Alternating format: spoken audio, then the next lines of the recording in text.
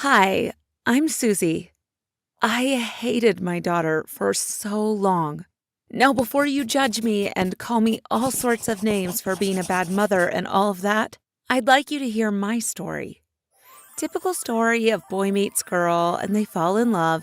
Nothing special. James and I graduated from college with good grades, but getting jobs became an exhausting task. I worked as a waitress to earn some money while James was hunting for a real job. Everything is going to be fine, sweetie, I usually said with tears in my eyes, which I quickly blinked away. We went to bed hungry most nights. There were some times I stole food from the cafe just so we'd have something to eat. I was cut one day and given a strict warning. A short time after, I found out I was pregnant, and I wept like a baby. We were barely surviving, and now we were about to add another mouth to feed, and all the difficulties that came with having a baby.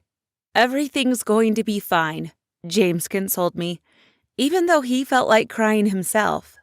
I won't bore you with the details of my pregnancy. Suffice it to say that getting pregnant was the worst mistake of my life. James changed after I gave birth. He started to neglect me and do everything I hated, and get angry when our daughter cried. But no, that wasn't when I started hating my daughter. James became a stranger and started getting phone calls from women. When I confronted him, he finally said that he's seeing someone else and doesn't want me anymore. I couldn't believe he'd do that after all we'd been through together. I was devastated as I watched him leave the house, without even asking for forgiveness or begging for a second chance. That was about 13 years ago. It was very hard for me bringing up my daughter alone, without a good job, but I managed just fine. Even if I went to bed hungry, I made sure Nora's stomach was filled. I was there for every school play, recital, ballet, bake sale, and so much more. James was nowhere to be found. A few years ago, I won the lottery and was finally able to start my own business and earn a great amount of money monthly. It felt like life was finally rewarding me after all the hard obstacles I faced. But what did my daughter do? When she was 10 years old, she found a picture in between the pages of an old novel, a picture of James and I holding her when she was still a baby. She came asking, and I shut her down. Had I known, I should have told her James was dead. After all, he was dead to me. 4 months ago, I discovered that Nora had been communicating with her father for the past 3 years. She took that photograph and went investigating with the help of her friends and found him. I can't tell you how betrayed I felt. After everything I did for her, we had a major fight when she wanted to spend the summer with him.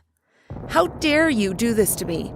How dare you go and meet that man who abandoned you? You ungrateful child. After all I sacrificed for you, I screamed like a banshee. Mom, please stop, my 13-year-old daughter shouted as she stuffed clothes into her bag. Why should I? It's because he's rich, isn't he? But I earn a lot of money now as well, and I did everything I could to make you happy. I was so mad at her, I yelled at the top of my voice. Yes, James later got his dream job. With tears in her eyes, she said, "Oh, Mom, how can you say that?" She left the house with me still shouting at her.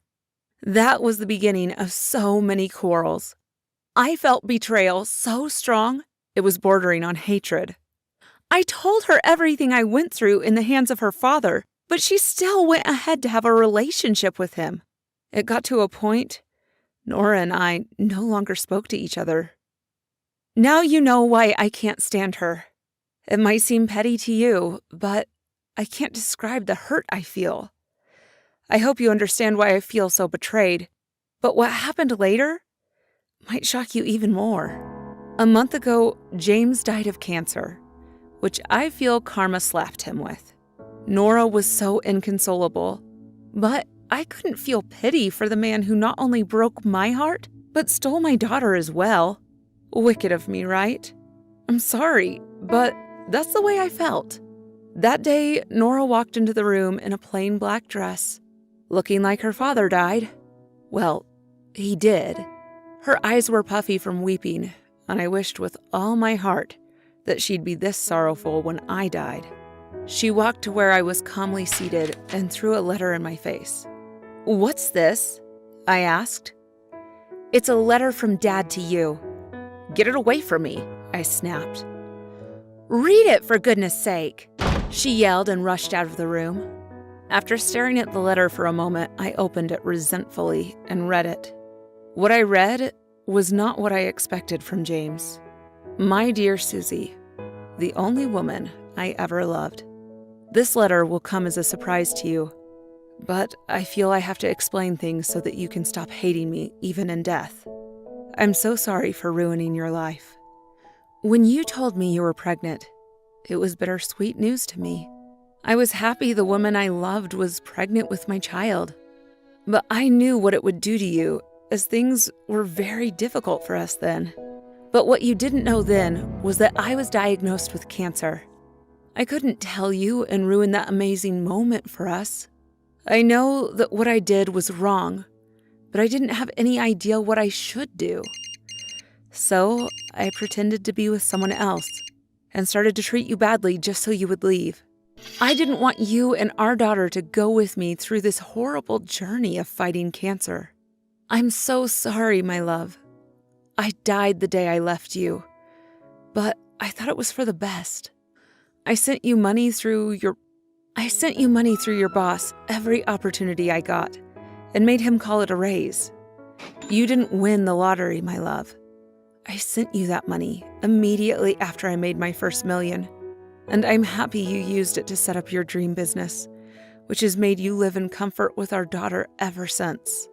I beat cancer a while before that, but I was told the chances are high that I would become sick again, so I couldn't risk it. I wanted to love you from afar, but I couldn't die before meeting Nora. When she found me that day, I couldn't help but take her into my life. She's a wonderful daughter thanks to you. I'm glad you found happiness without me. I'm so sorry for everything. Please, find it in your heart to forgive me. I love you." Tears ran down my eyes in waves. Nora came into the living room, stared at me with pity in her eyes, and sat down to draw me into her arms. We cried together. "I'm so sorry. I'm so sorry," I wept pitifully. "It's okay, Mom. You didn't know. He explained everything to me when we met for the first time, but he told me to keep it from you. I had to respect his wishes. He was afraid you'd get back together, and then he dies and leaves you in tears. But I convinced him to write everything in this letter." That moment, my daughter and I connected again. I regretted all the time I spent hating her and her father. Maybe it's too late now, and I can never tell James how I feel. I want to punch him in the face for doing this to me, but also to hug him and kiss him and forget all the pain. It's too late. But it is not too late to love our daughter, the fruit of our love, forever.